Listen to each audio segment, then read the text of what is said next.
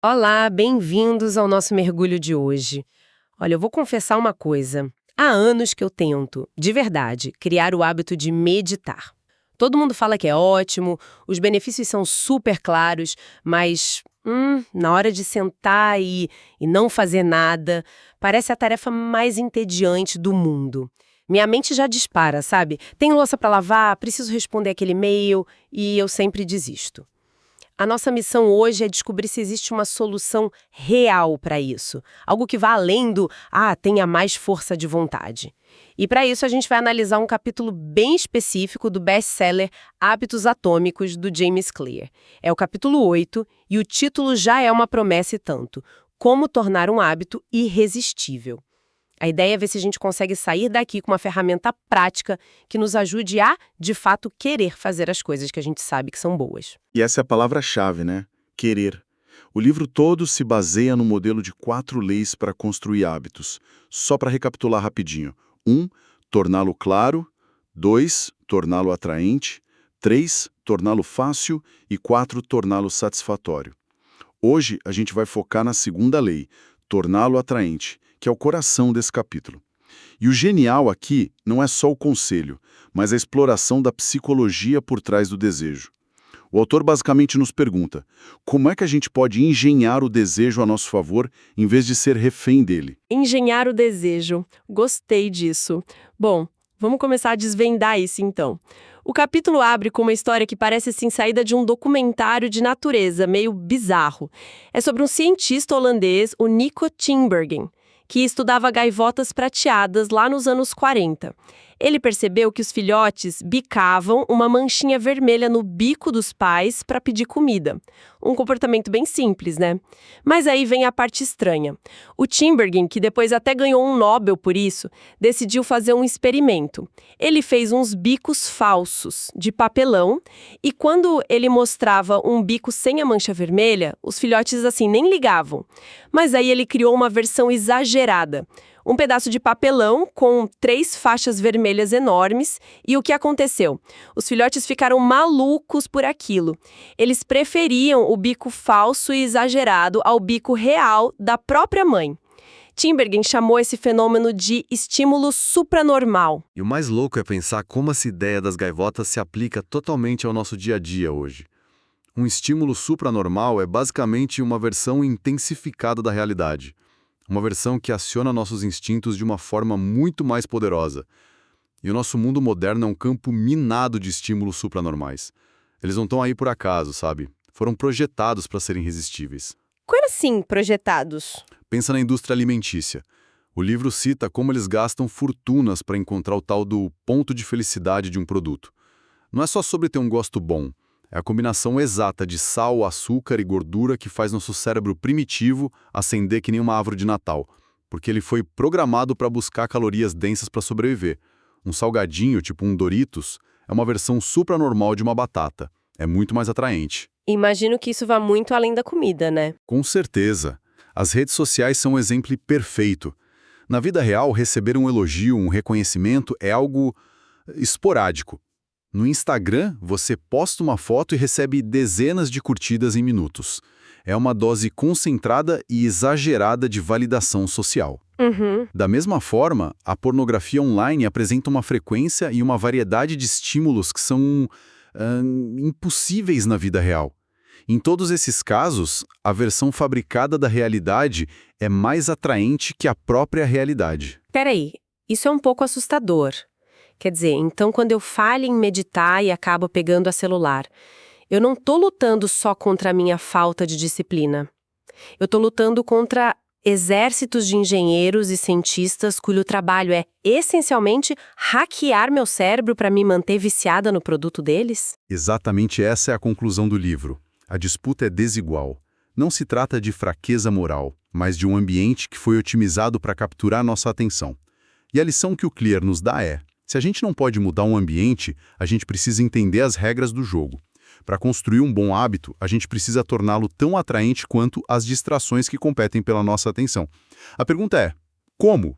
Ok, faz todo sentido.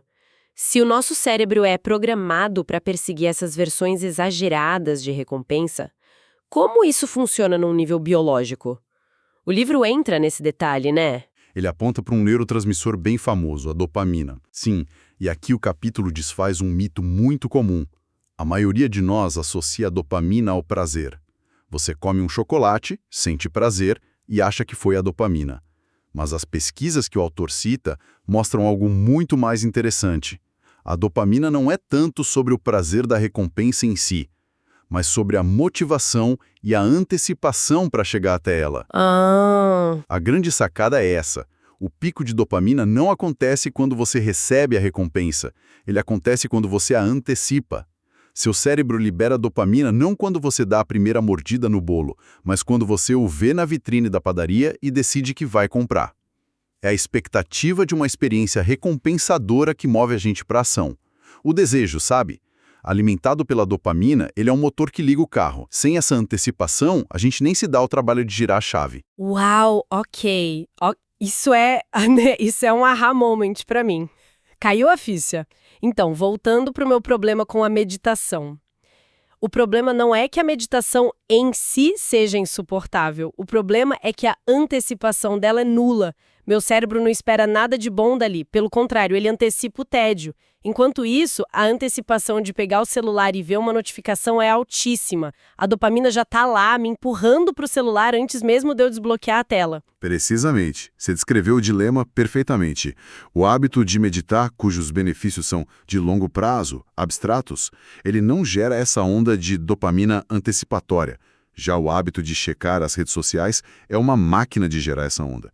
Então a pergunta estratégica vira: como que a gente pode criar essa onda de dopamina artificialmente para um hábito que não a tem naturalmente?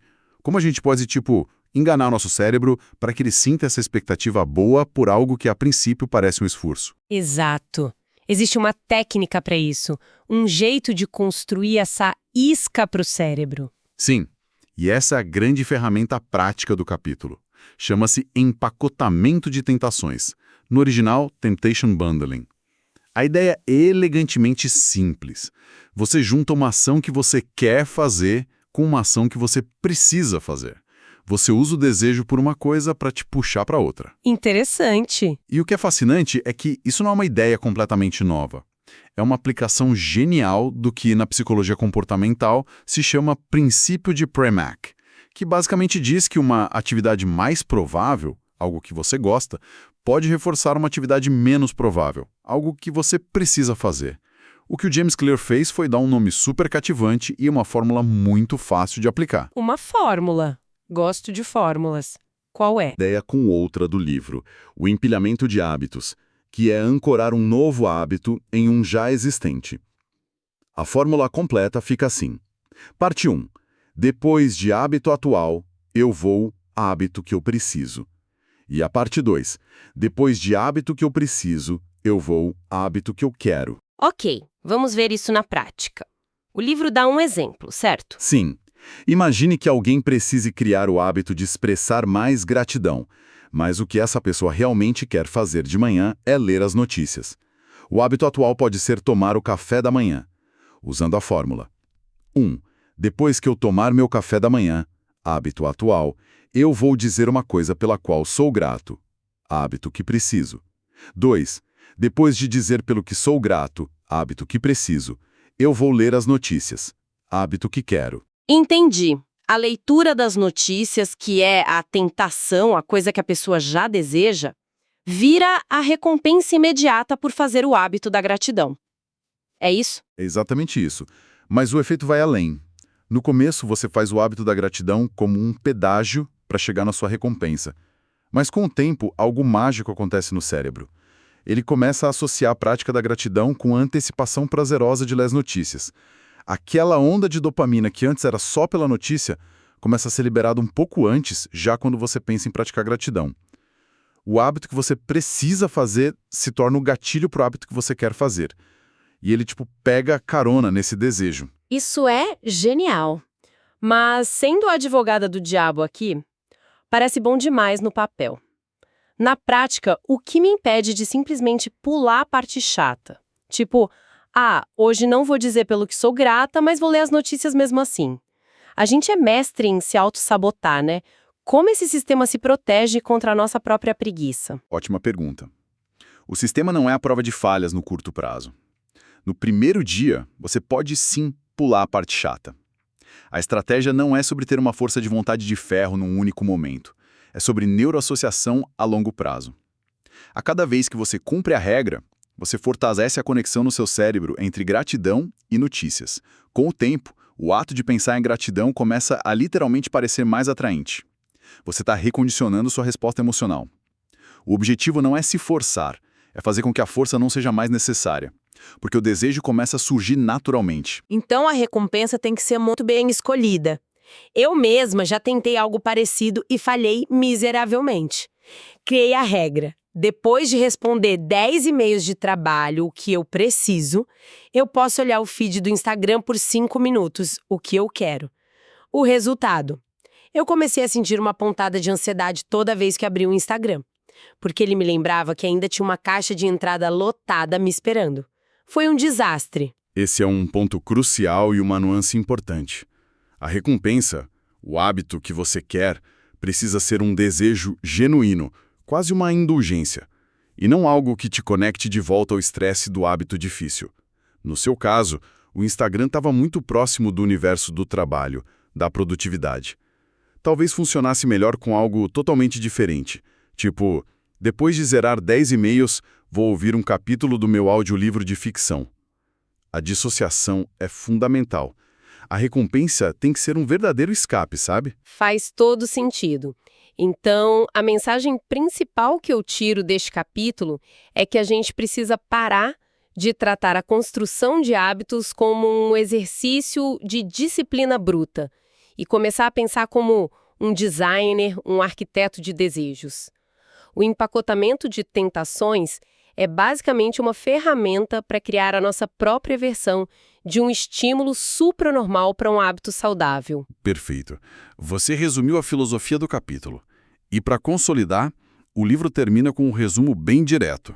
Primeiro, a segunda lei da mudança de comportamento é torná-lo atraente. Certo. Segundo, nossos hábitos funcionam em um ciclo de feedback movido à dopamina. Uhum. Terceiro, é a antecipação de uma recompensa, não a recompensa em si, que nos leva à ação. O ponto principal. Exato. E quarto, o empacotamento de tentações é a forma prática de aplicar isso, pareando o que você quer fazer com o que você precisa fazer. É uma estrutura que dá clareza e, mais importante, dá uma ferramenta acionável. Não é só teoria, é um manual de instruções. Sem dúvida. Isso me leva a uma reflexão final, algo para a gente levar daqui.